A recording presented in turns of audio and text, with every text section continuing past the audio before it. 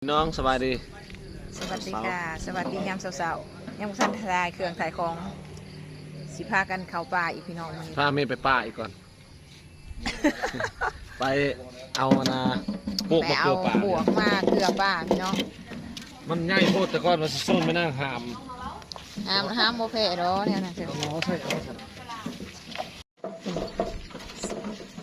มันใหญ่โผดเนาะเลยเอาหล่อไปใส่เอาพี่น้องเลยง่ายคนเดียวพอไหว ตื่นเช้าขึ้นมาวนแต่น้ำปลาจะน้อยสิได้เปลี่ยนชื่อแล้วจะน้อยนี่ เอาเลี้ยงวันไหนเลี้ยงมันก็ต้องได้มันแบบต้องได้ดูแลมันแหละเอาล้อไปยุ่งเอาไปทำกันพี่น้องโอ้ลูกฟ้าคือฝนอยู่เนี่ยเมื่อนี้ว่าสิไปค้นเครื่องค้นโต๊ะค้นตังไปขึ้นหานไม้ของบ่อผาบเลยแต่ว่าไปหาอาหารมาให้ป่าก่อนติดตามได้คลิปต่อไปเด้อพี่น้องเด้อว่าสิได้ค้นยังแน่ไปในหานน้องพอนางเนาะพอนางเนาะก็เฮ็ดเชื้ออยู่ได้บ่ได้บอกคอยเลยเด้หากันไม่มาหาเอาอาหารป่าแล้วเรียบร้อยกันพากันไปหาน้องคุณเอาเลยแต่พากันหาอาหารป่าและเรียบร้อยกันพากันไปหามะพร้าวเนาะน้องเขาเปิดหานไม้คนเครื่องมาใส่หานพี่น้องเลยคนโตคนตังคนโตคนตั้งแม่นางใหญ่ก็สิไปหาดีดเสือดีดผ้าให้น้องพี่น้องเพราะว่ามันเครื่องเขาพับใส่ในกระเป๋าแล้วมันสีย่องสีแยงไม่ยั้งในข้างนอกนี่แหละนี่ก็ซวยๆกันพี่น้องเลยดีใจแล้วที่น้องเขาพากันตั้งอกตั้งใจทำมาหาเงินซะดีใจกำไรสิ่งที่ซอยกันได้ซอยกันพี่น้องเลยมีแต่ติดตามไปในคลิปต่อไปนี่แหละพี่น้องเลยว่าสิได้เห็นยังแน่ซอยยังแน่น้องได้เนาะเห็นในน้องมันเห็นในน้องมันมีความตั้งใจดีสิเลยเอาปลาอะไรได้พี่น้องเลยคันสิแบกเอามันใหญ่หลายแบกโอเคโอ้โซนนี่หามเพราะว่าโอ้บ่หามแล้ววะนักโจ้นักดอหัวมันใหญ่เนาะเอาหลองมาสุกเอาดีกว่า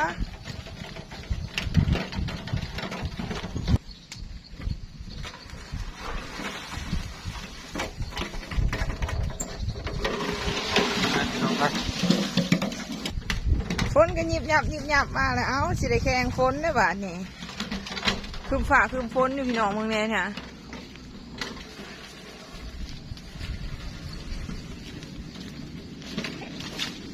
อ้าวมีไก่พร้อมแถวนี้เฮ้ยเขาปลาเขาดงรีบเนี่ย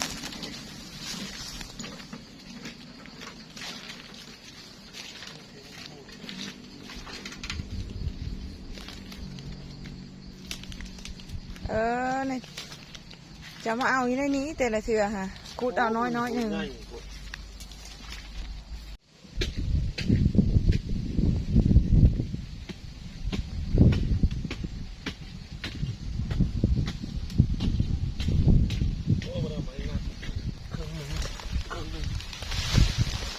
กรรมการครึ่งหนึ่งคะแนนของแบงค์ครึ่งหนึ่งเมื่อเอาอีกสองเธอเนาะบวกนี่นะครับปลาเป็นมากกินปลากินนี้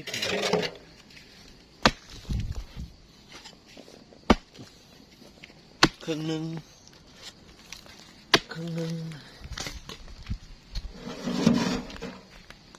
แกะมาเลยครึ่งหนึ่งมาทำไม่ได้ทำ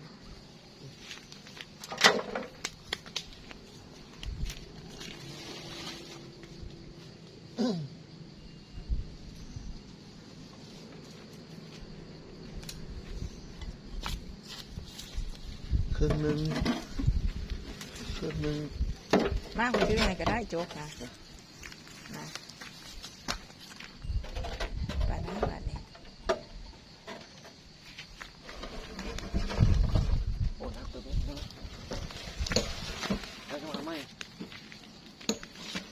ตัวนี้ก็ซ้ำมันสิกินหันกันแต่มาเลย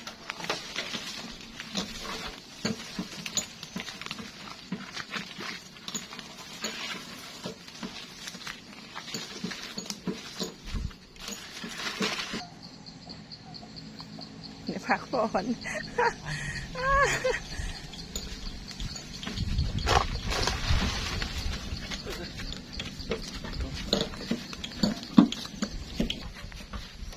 กินหล่อรูดบ่พอฮะลุกมา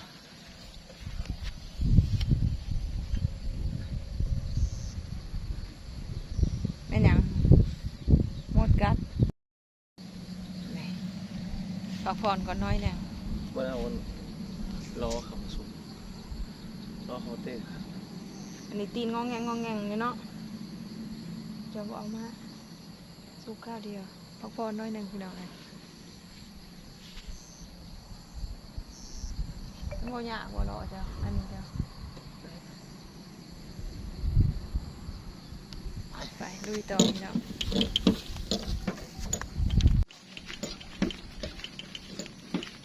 ลุยกันต่อจะน้อยฮอดขอบขอบใจผู้ที่เข้ามาให้กำลังใจครอบครัวสาวผู้ไทยพี่น้องเลยช่วงนี้พ่อคนบ่ได้ไปเรียกเนาะก็เลยว่าไอ้คลิปแม่นางไงก็เห็นพ่อกับแม่นี่แหละตลอดพอนางไงโทรศัพท์ของเพิ่นก็ถ่ายคลิปบ่ได้แหละมันหลายปีแหละ3-4 ปีเลยโทรศัพท์นวลนั้นมันกล่องมันบ่อยากแจ้งถ่ายกับมันเป็นมั่วๆมันยังไปก็เลยว่าถ้านางไงมาเซโนจังเลยคอยเห็นเนาะส่วนเอ๋ยนางน้อยเพิ่นก็ได้เห็นโทรวันเสาร์วันอาทิตย์หรือว่าถ้าเบิ่งโทรในคลิปตอนแรกมาจากโรงเรียนจังเลยเห็นนางน้อยช่วงนี้ก็นี่แต่พ่อกับแม่เป็นส่วนหลายเนาะก็อดหน่อยก็ไก่สีสำเร็จเลยพี่น้องดีมกดีใจน้ำหนองให้ไรยังทอติดกะโลแล้วก็เฮ็ดบันไดขึ้นแล้วก็แล้วเลยทางนี่ก็เปื้อนแต่ตอนแม่นางใหญ่ยังบ่ทันได้เทอันทางเขาเพื่อนแม่นางใหญ่ก็สิเป็นแนวนี้แหละพี่น้องเอ้ยแต่ว่าแม่นางใหญ่ก็เทซะล่ะง่ายซะ วิทย์บ้านแม่นางวิทย์แถวบอนแม่นางใหญ่เฮ็ดทางก็มันก็สิเป็นจังซี่แหละเพื่อนคือจังซี่แหละก็ต้องขอใจผู้ใหญ่ใจดีที่ยืนมือเขามาช่วยเหลือในช่วงที่แม่นางใหญ่เฮ็ดถนนหนทางเนาะพอได้ให้มีความสะดวกสบายในการเดินทางในการไปการมาในยามฝ่ายามฝนนี่พี่น้องมี3-4 ฐานขอบใจเพิ่นหลายๆขอให้เพิ่นเจริญรุ่งเรืองที่เฮ็ดให้เส้นทางของแม่นางใหญ่สะดวกสบายเนาะคือจังซี่แหละนี่เด้พี่น้องมันก็สบายในการเดินทางไปมาถ้าบ่ได้เฮ็ดนี่ก็ยามฝนนี่ก็สิยากสุดๆเลยพี่น้องคือเห็นในวิทางที่แม่นางใหญ่ปูนี่มันก็สิเปื้อนคือจังซี่แหละนี่ขอบใจผู้ใหญ่ใจดีทั้งหลายที่ยืนมือเขามาช่วยเหลือในช่วงเวลาที่แม่นางใหญ่สร้างทางเนาะมี3-4 ฐานขอบใจเพิ่นหลายๆขอเพิ่นเจริญรุ่งเรืองขอเดินทางไปไสมาไสตลอดปลอดภัยให้ราบรื่นคือกันกับเส้นทางที่แม่นางใหญ่สร้างนี่เนาะพี่น้องเนาะส่วนนั้นพ่อใหญ่ป่าของเฮากับคนในน้ำป่าที่พี่น้องบูดมือวดเว้นวนแต่น้ำป่านี่อันนี้น้ำก็กินอันนี้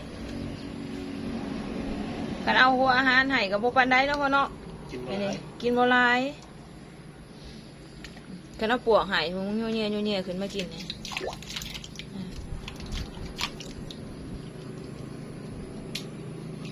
ปลาดุกด้วยพี่น้องเนอะ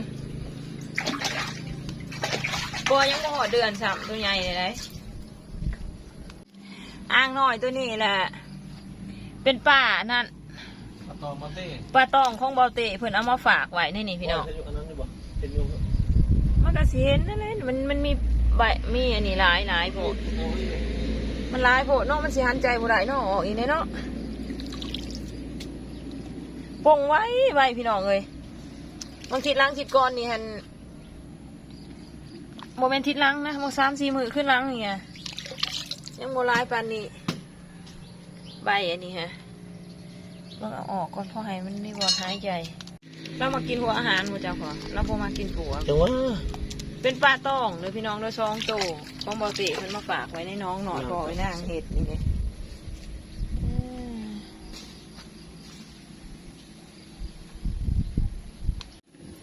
อะไรเนาะเป็นมากเองนะ